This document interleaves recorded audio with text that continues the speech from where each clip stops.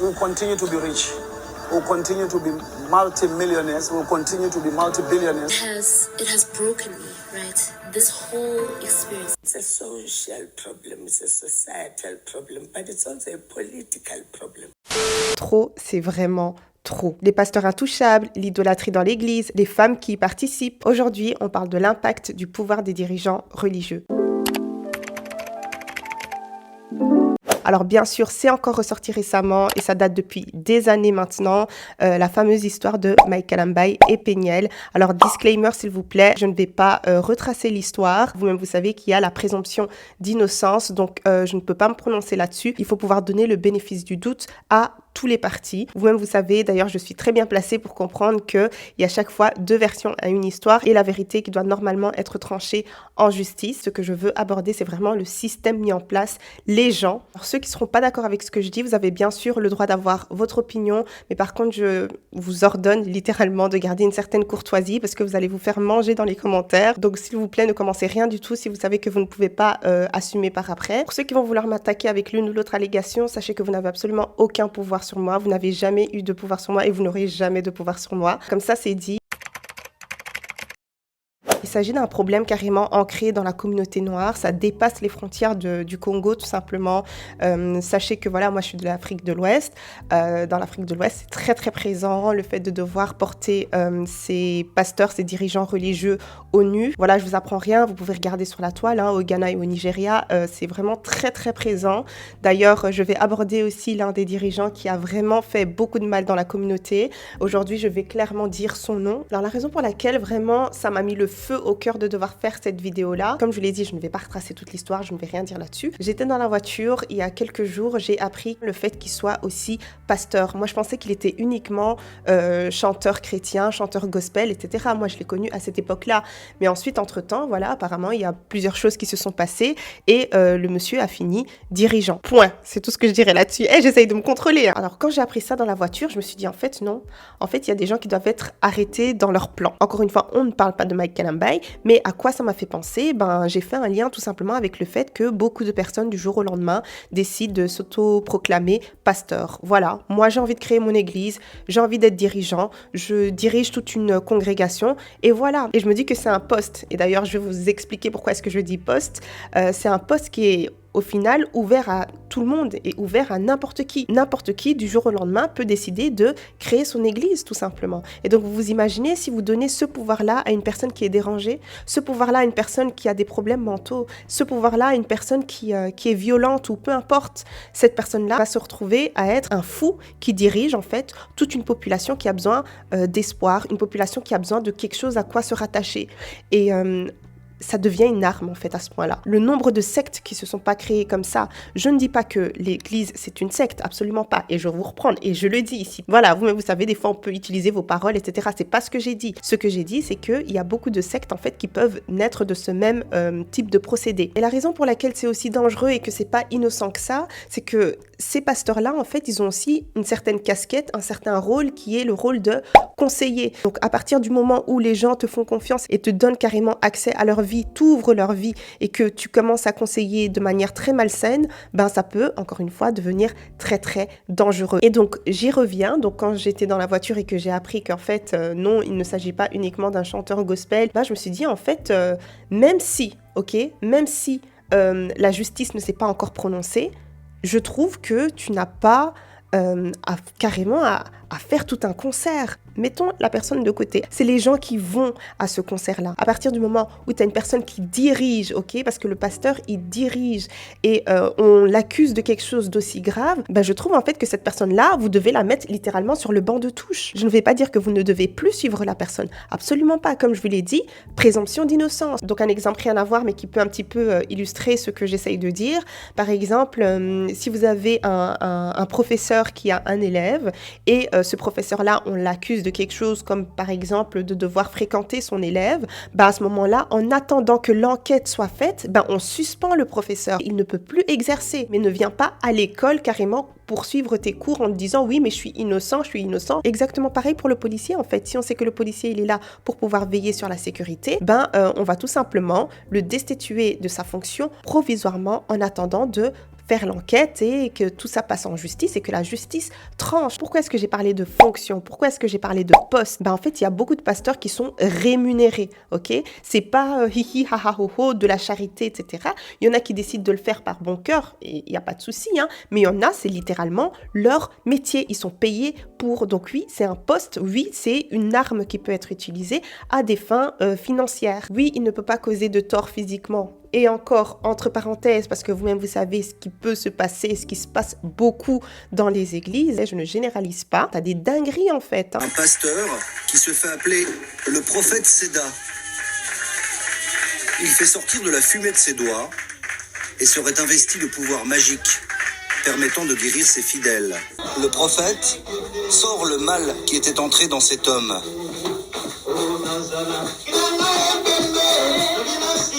Un noyau de couleur sombre qui empoisonnerait son pied depuis des semaines. Parce qu'en Europe, on est un petit peu plus libéré, si je peux dire ça comme ça. Mais quand vous allez, par exemple, dans des endroits très très pauvres, dans des villages, etc., là-bas, c'est réellement utilisé comme une arme. Vous me direz, oui, mais il s'agit de faux pasteurs, il s'agit de faux pasteurs. Justement, aujourd'hui, c'est compliqué de pouvoir les identifier. Quand vous venez d'un endroit très très pauvre où, en fait, c'est votre seul espoir. Donc, vous allez tout gober, vous n'allez même plus utiliser votre discernement, réfléchir par vous-même. C'est le dernier espoir d'une vie meilleure, dans ce pays où la population se sent livrée à elle-même.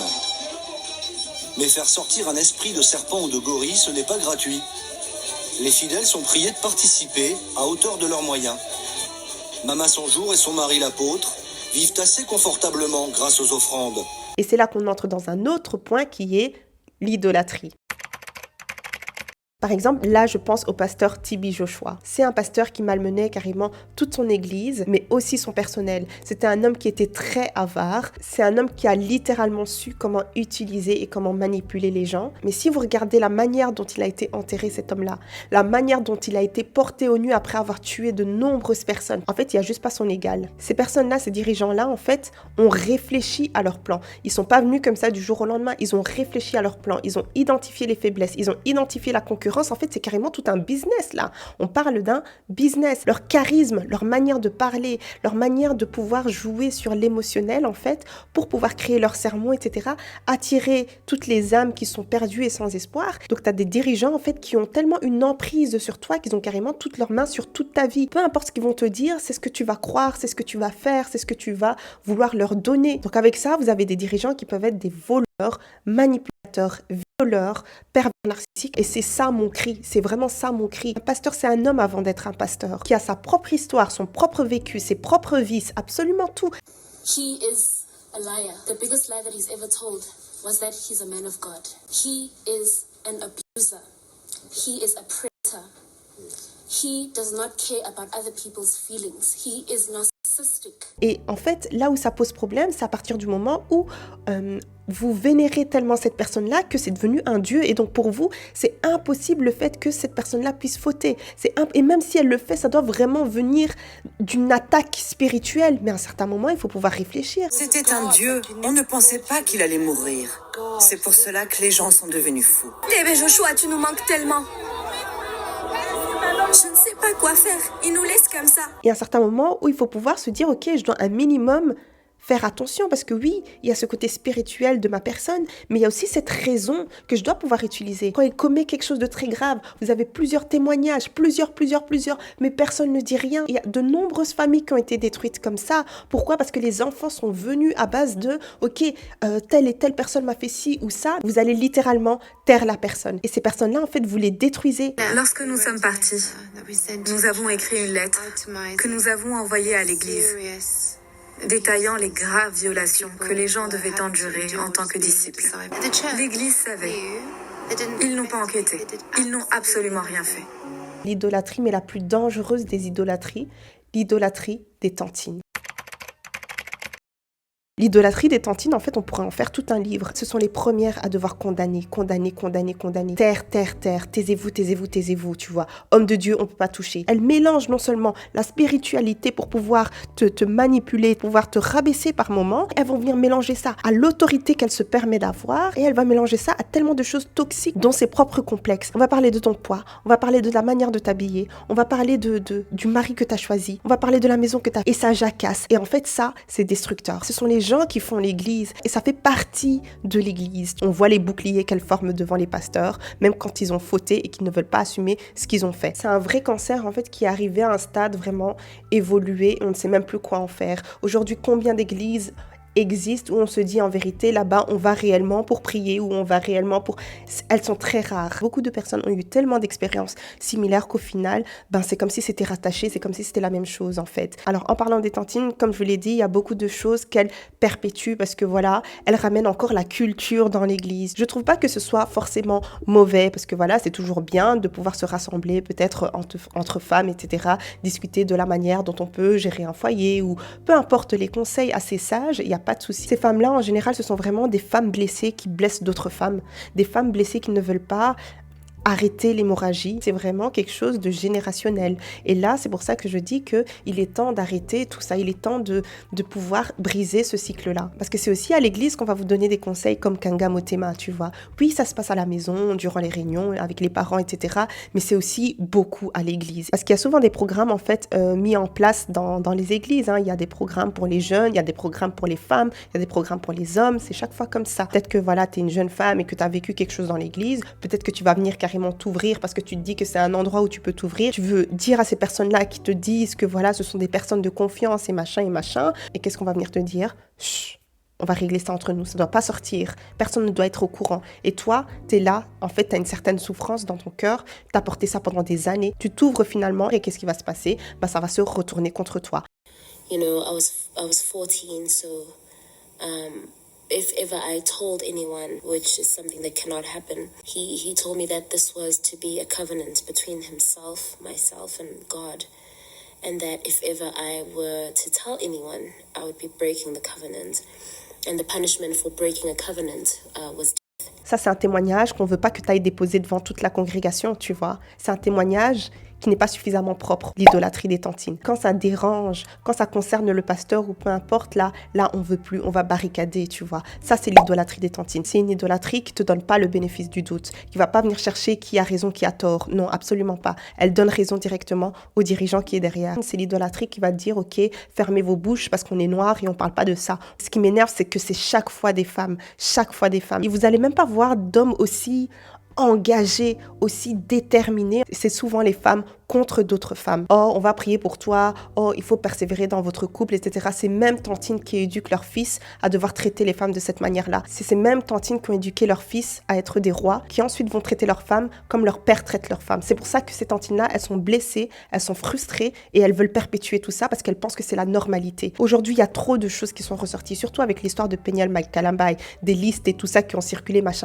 Ça, c'est pas des choses que j'appuie. Tu viens pas parler de l'histoire des gens, etc. Oui, elle a ses torts. Mais moi, c'est le seul truc que je veux dire, c'est que dans l'église, en fait, ce sont les premiers à dire que celui qui n'a jamais péché lance la première pierre. Mais là, ce que j'ai vu sur la place publique, ce sont des rochers qu'ils ont lancés sur cette fille-là. Peu importe, même si elle a ses torts à elle, moi, c'est pas ce qui m'intéresse. Ce qui m'intéresse, en fait, c'est de savoir le comportement de la congrégation, de l'église, en fait. La manière dont ils ont traîné cette fille-là, tu vois. Et c'est ça qui me dérange. Au nom de quoi? Au nom de vouloir protéger le pasteur coûte que coûte parce que c'est un homme de Dieu. Et même si dans votre cœur, vous êtes convaincu que cette personne-là dit vraiment des mensonges et répand des mensonges, oui, elle doit être arrêtée, mais comment est-ce qu'elle doit être arrêtée? C'est qu'elle a vraiment besoin de consulter. Là, j'aurais vu de la bienveillance. Là, j'aurais vu des personnes qui sont réellement chrétiennes. Là, j'aurais vu quelqu'un qui suit réellement Dieu, comme vous dites, suivre Dieu, tu vois. Là, j'aurais vu les gens déposer leurs pierres. Mais là, ce que je vois, c'est juste de l'idolâtrie, point. Je veux rien savoir. Moi, ce que j'ai entendu, oh, nous sommes des Bantous, on ne parle pas de son couple comme ça, etc. C'est même pas dans le but de pouvoir protéger les enfants, comme certains disent. Non, vous savez très bien ce que vous faites. C'est dans le but de pouvoir protéger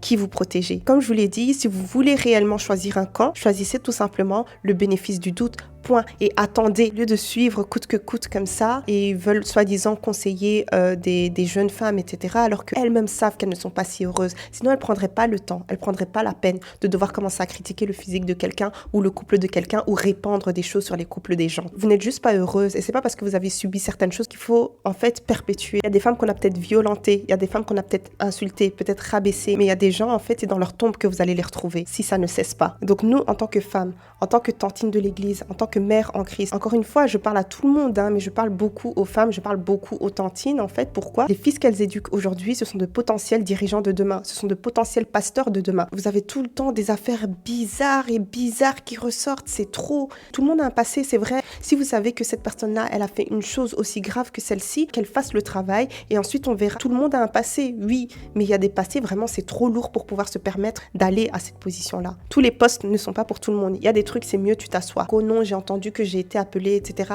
Il faut arrêter. Alors pour revenir à TB Joshua, malgré que tout soit ressorti, les témoignages et des preuves et absolument tout, la manière dont cette personne-là a été enterrée, mais vraiment comme un roi. Malgré tous les meurtres, malgré toute la peine, malgré tout le mal qu'il a pu causer, et moi c'est ça qui me fait peur. C'est ça qui me fait très très peur. C'est-à-dire que l'homme, il a très bien fait son job. Ce qui me fait mal en fait, c'est que plus une population est pauvre, plus on va profiter d'elle. Parce que ces personnes-là continuent d'espérer, cherchent un meilleur lendemain. Et donc devoir leur parler, devoir faire des sermons, etc., ça leur donne un sens d'appartenance, ça leur donne un sens d'espoir, un sens de courage. Et donc, bien sûr, ce sont ces personnes-là qui vont donner vraiment le peu qu'il leur reste. Et quand vous voyez le contraste entre ces personnes-là, le mode de vie de ces dirigeants-là, il n'y a juste pas photo. Et vous vous rendez compte à quel point c'est un business qui peut être intéressant pour beaucoup de personnes. Mais vraiment. Tout le monde voulait être proche du prophète. On voyait des convois. Armée, police, motards, à l'avant et à l'arrière. Son jet privé était très luxueux. Il y avait donc à l'intérieur, vous savez, tout l'intérieur en cuir. Encore une fois, je ne mets pas tout le monde dans le même sac. C'est juste que j'ai remarqué que c'était très très présent. Plus vous allez dans des endroits pauvres, plus ce qu'on va leur faire en fait c'est du sale. Dans un pays où se soigner coûte très cher, la prophétesse, elle, prétend pouvoir guérir le cancer ou le sida. Et en fait, ça c'est vraiment un truc que je dois dire. Faut avoir peur des personnes qui ont tout perdu. C'est-à-dire que les personnes qui ont tout perdu, c'est d'elles que vous allez souvent entendre la vérité. Parce qu'elles n'ont plus rien à perdre, en fait. Ok, c'est tout ce que je dirais. Moi, personnellement, si je pouvais conseiller cette personne-là avant tout ce bruit, c'est elle qui a ramené ça sur les réseaux, hein, c'est pas l'autre partie. Ok, donc moi, personnellement, j'aurais attendu jusqu'au bout. À la fin, quand j'ai le compte-rendu, c'est là, j'affiche tout sur les réseaux sociaux à base de voilà votre homme, en fait. Parce que là, le bouclier des tantines, le bouclier des adeptes, le bouclier de l'idolâtrie, tout ça là, ça va vous bloquer et on va vous faire passer pour une folle. Et ça arrive souvent. Après, le seul truc de la justice, c'est que ça peut prendre beaucoup, mais énormément de temps. C'est-à-dire, il y a des trucs, tu peux même attendre 10 ans. Et entre-temps, la personne, elle continue à vivre comme si de rien n'était. Elle continue à être vénérée, à manipuler des gens. Donc, je comprends à quel point c'est pas facile de devoir se dire que, ok, je vais attendre le jugement, tu vois, le compte-rendu. Personnellement, je ne peux même pas la juger pour ça. Je dis juste que les choses auraient été beaucoup plus propres, beaucoup plus carrées. Personne n'aurait rien dit, mis sa bouche, ni quoi que ce soit. Et la raison pour laquelle je trouve que ça a été aussi très bien de mettre le compte-rendu sur les réseaux, c'est que cette personne-là utilise justement les réseaux comme outil pour pouvoir répandre son message et attirer beaucoup plus de membres, tu vois. Donc, je suis désolée, c'est à son milieu de travail qu'il faut pouvoir montrer tout ça. Pas uniquement pour le simple but de nuire à la personne. Non, c'est aussi pour pouvoir épargner d'autres jeunes femmes aussi de ce personnage-là. Parce que vous savez, elle est venue avec vraiment des infos très très lourdes, hein, des infos très lourdes. Comme je l'ai dit, j'ai donné le bénéfice du doute à chacun des partis. Donc voilà, j'ai un petit peu dit ce que j'avais sur le cœur. Les gars, s'il vous plaît, comme je l'ai dit, si vous avez quelque chose à dire, si vous n'êtes pas d'accord avec moi, il n'y a pas de souci, écrivez ce que vous voulez en commentaire, mais s'il vous plaît, un minimum de courtoisie. Si c'est mon coup que vous voulez, moi je sais quel Dieu je sers, en tout cas, moi je n'ai que de l'amour pour mon prochain. Voilà, c'est tout ce que j'ai à dire pour aujourd'hui. Suivez-moi sur Tiny and Brown et à la prochaine. Bisous bisous.